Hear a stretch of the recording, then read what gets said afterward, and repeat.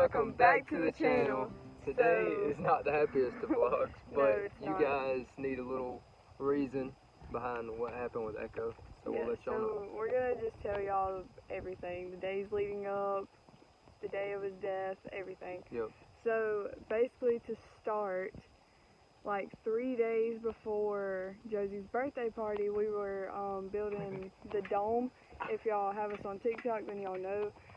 That day, we were building the dome, and Echo was laying around, kind of like lethargic, just not really wanting to eat, or he drank a little bit that day, but I don't think he really ate too much.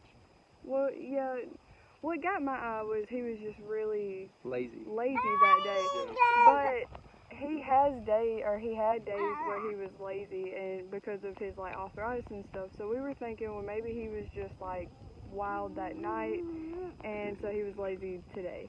So anyways, so I was trying to get him up, you know, go walking with us, play with us, all that. Anyways, we had some trouble with Josie, but we're back. Okay, so anyways, I was trying to get him to like play with us, walk around with us, and he just wasn't having it. He was not socializing that day. Yeah, so I'm pretty sure we like went out to eat or something, and when we got back, we got the girls to sleep, and we were finishing the dome, and Echo was still just laying around in like same spot basically. Yeah. And so I was like, okay, well maybe if I try and feed him, because Echo don't pass down food. So I was like, well, let me try and feed him, see, you know, because he loves some food. Yeah. So I fill up his bowl, and normally when you just like, when he hears the bowl, he jumps up and comes running, and he didn't even like get up, he didn't move or anything. So I make him a bowl, and I take it out there to him, and he just didn't want to eat it, like he just didn't care for it. So I was like, okay, well maybe he's just, you know, maybe he's just really tired. So we go to sleep. Don't bite. Next day. Don't bite. The next day, Caleb's working, and I come outside. Echo's still laying around, and so I go outside, and I'm like loving on him, trying to figure out what's going on.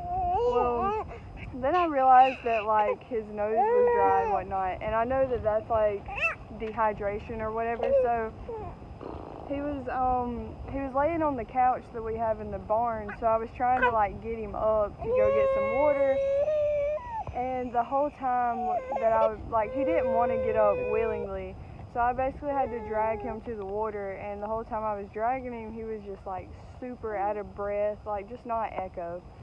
So I get him to the water, and he's like, the water that we have for him is basically Josie's old pool. So he steps into the pool and he doesn't drink anything. Like he's just those of y'all who knew Echo, he was like a water dog. Yeah. And so I was like getting like handfuls of water and like trying to put it in his mouth, and it was just like falling out. Like he didn't want to eat it. I mean drink it. So then I was like, okay, well let me try and get him to eat something. So I go inside and I get a hot dog, and I was like, Echo's for sure gonna eat this because he loves table food.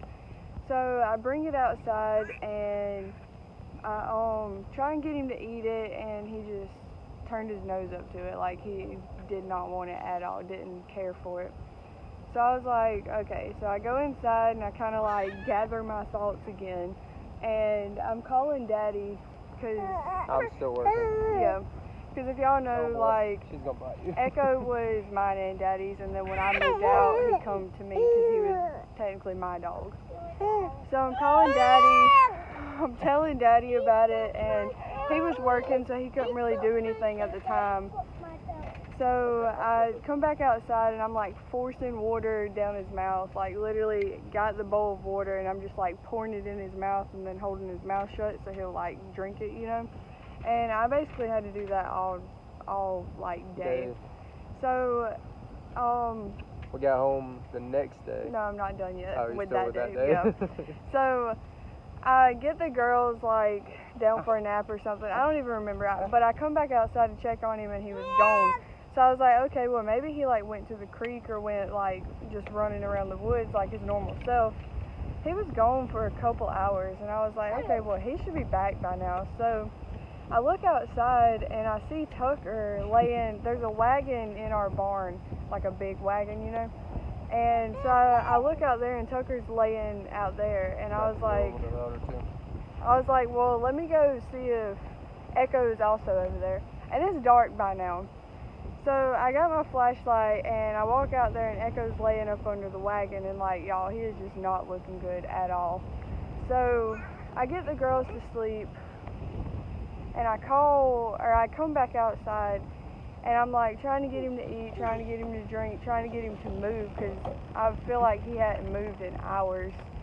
And like, he just wasn't doing anything. He was just laying down, wanted to go to sleep. So I call my dad, and he came over. Yeah, because I like broke down on the phone because I just knew at this point that it wasn't good. So I called Daddy, and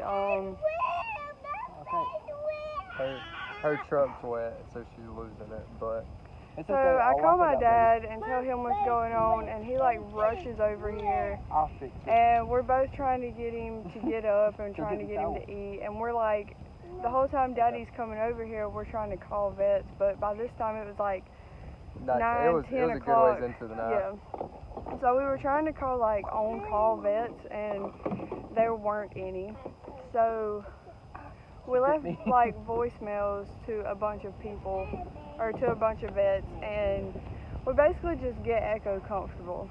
And so I come in, I go to sleep, Daddy leaves, and then he comes back the next morning to take Echo to the vet, and took him to Statesboro, and I was getting back home from work around this time, so I came from my work, and then he took him to Statesboro, and I guess he hung out a couple hours there, and they tried to check him out and run some blood work, but they basically they couldn't give him all the care that he needed, so they told him to go to Savannah. His blood work said that like he had a kidney infection, but the vet was also thinking that like his kidneys and something else was shutting down, and they just couldn't give him the care that he needed in town. So they took him to Savannah, which is there's a bigger hospital there, and I don't even remember.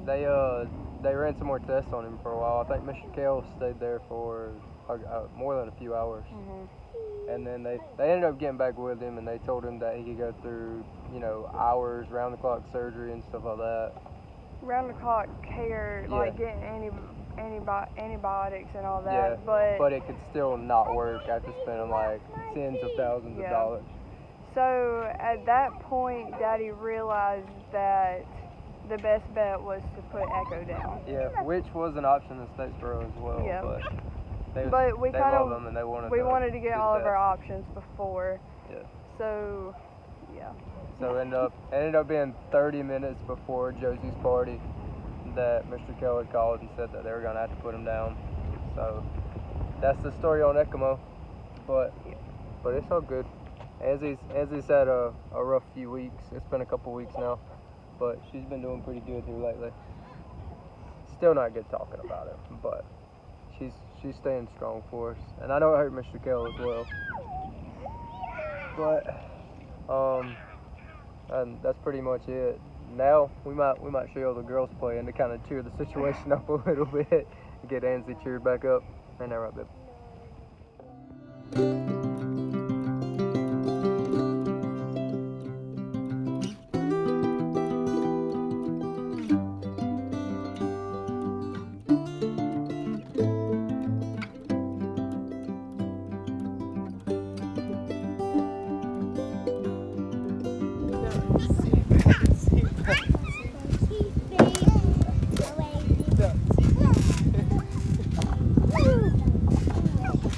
Let's do Callie's first flip. Ready?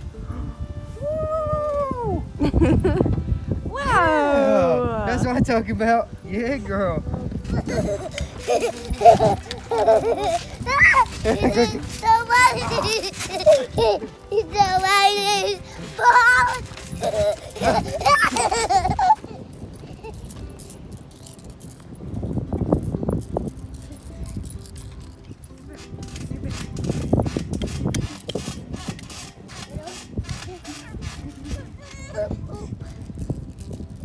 that pretty much ends it for this one, y'all. The next one, I promise, it'll be more fun. Yeah, it'll be a lot happier. We got some good challenges and stuff coming up soon for YouTube. We're bound to be back on YouTube, putting out videos for y'all. But let's end it with some flips. What you say, Josie? End it with a flip. Ready? Flip, flip, flip. Yay!